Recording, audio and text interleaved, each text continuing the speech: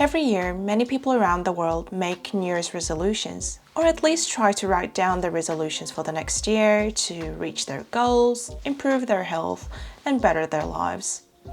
Despite contemplating for hours or days to come up with a well-thought and creative goals, many of us do fall short of accomplishing them. Hence, we disappoint ourselves. In this video, I'll go through why so many people fail in keeping their New Year's resolutions and how to be actually successful in keeping them.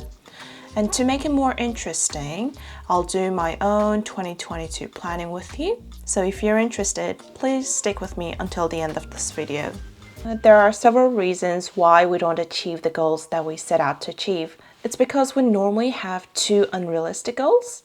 The goals can be realistic and unrealistic depending on the circumstances and the ability of that person. For example, let's say your financial goal for the next year is to earn $1 million. However, if you're someone who's broke and deeply in debt, if you don't have the skills and knowledge in running a business, earning $1 million a year can be something that is unrealistic to you. Let's say we do have a realistic goal. The other reason we fail is that we don't keep track of our progress. Let's say our goal is to lose weight, get in shape, and look good in general. In this case, we can keep track of our progress by weighing ourselves and measuring our body fat every month. Besides weight and body fat, you can take accurate measurements of different body parts. Also, you can take some photos so that we can have before and after photos to compare. The other reason is we simply forget about our resolutions. That's why it's important to keep a reminder of our goals. It can be either writing it on sticky notes and putting it up on your wall, writing it on a whiteboard, or just in your notes on your computer or phone, and visiting them every month or so. Or set a reminder on your phone to visit your written goals each month. Last but not least, we just create too many resolutions. When we sit down to write our goals, we get overly excited and then come up with all sorts of ideas and then end up having too many goals for us to attain in just 1 year. So that's why it's important to keep your must-achieve goals to 5 or less. Of course, you can have other mini goals that can actually help you to achieve the main goal. Let's say your main goal is to study abroad. So how you achieve that goal, how you get to that goal is really up to you. However, in order to get to that point, you should have that little mini goals. So let's say that first mini goal is to pass the IELTS exam. So in order to pass that IELTS exam, you have to study X amounts of hours, attend English course, or read X amounts of books, and so on. Now let's talk about how to make your resolutions stick. How you attain your goals is really up to you, and it changes from person to person. But there are some common traits and characteristics of people who keep their resolutions. So the first one would be, of course, to set much smaller mini goals that are specific and measurable. Let's say, for example, attending 52 gym sessions next year. 52, that is measurable and it is specific, and I believe it can be attainable as well. The next one would be documenting your progress. It's hard to stay focused on your goals if you don't see yourself making progress. Writing down your successes and challenges regularly helps you stay focused on keeping your resolutions. Let's use the same example of us going to the gym for 52 times. We can tick a box each time we go to the gym and see if we are really making the progress. Last but not least, reward yourself for your achievements. Resolutions shouldn't be all about hard work and no fun. That's why it's important to reward yourself for the achievements you make, no matter how big or how small. Let's say once you hit 12 gym sessions out of that 52, you can treat yourself by buying something small that you've been wanting for a long time. These little rewards actually provide tangible proof that your resolution plan is working well and that you're improving yourself little by little. I actually wanted to share a very brilliant way of setting your goals for the new year, and it's from a video that I watched on Instagram. So this is by Gargach. He's quite well known on social platforms. I admire him for his work in educational equality, and he's just a cool in general. Anyways, the way he planned his New Year's resolution was he divides his goals into 4 categories: personal, career/business, friends and family, and community. So first one is personal. So this is how you want to grow on a personal level. If you want to have 6-pack abs, it goes under this category. If you want a partner or want to read 10 books, they all go under here. And career and business, this would be asking for a raise or increasing your income by X amounts, doubling your profit, or increasing your income streams. The next one would be friends and family. So because your friends and family are your support system, you have to include them in your goals. Well, that's what he says in his video. So it can be going on 1 domestic and 1 international trip with your family, going to a festival with your friends, or inviting them over for a dinner. So the last one is community. It's very important to contribute to our community.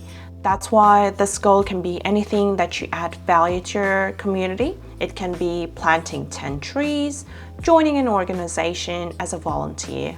So now we kind of know why most New Year's resolutions fail and how to make them more attainable. I just wanted to share how I make my New Year's resolution and what are my goals for 2022. I'm not going to go much in detail because it is very personal to me. I've started making New Year's resolutions since 2016. That was the year that I desperately wanted to go to Australia and just felt like putting my dreams on paper. Since then, I didn't miss a year. The way I make my resolution is pretty simple. I tend to write a letter for the current year and the year that I'm making the resolution for, which is the upcoming year. So I start my letter by writing down what I've done well that year, things that I'm grateful for, the things that made me proud of myself. After expressing my gratitude for that year, then I continue by saying, "Dear the new year," let's say 2022, "Dear 2022," or "Hi 2022," and I basically go on and write down all the things that I want to achieve that year. Maybe I'll add how I'll achieve that goal.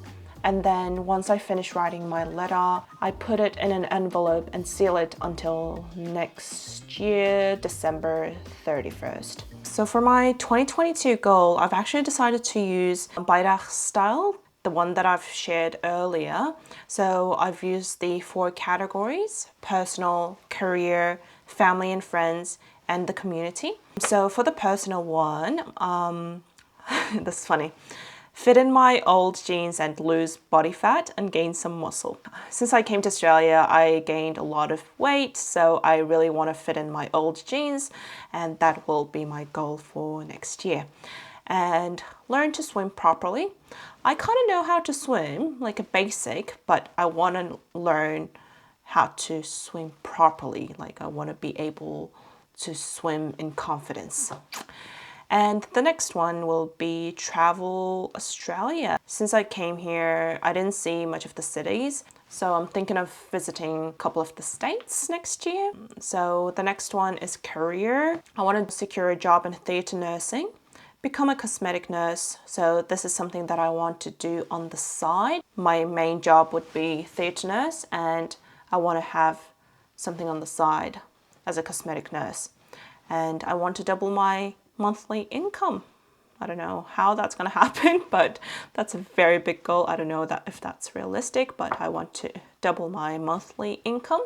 Next one is family and friends. So I've already booked a ticket to Justin Bieber's concert for next year to watch it with my aunt, so that's going to happen.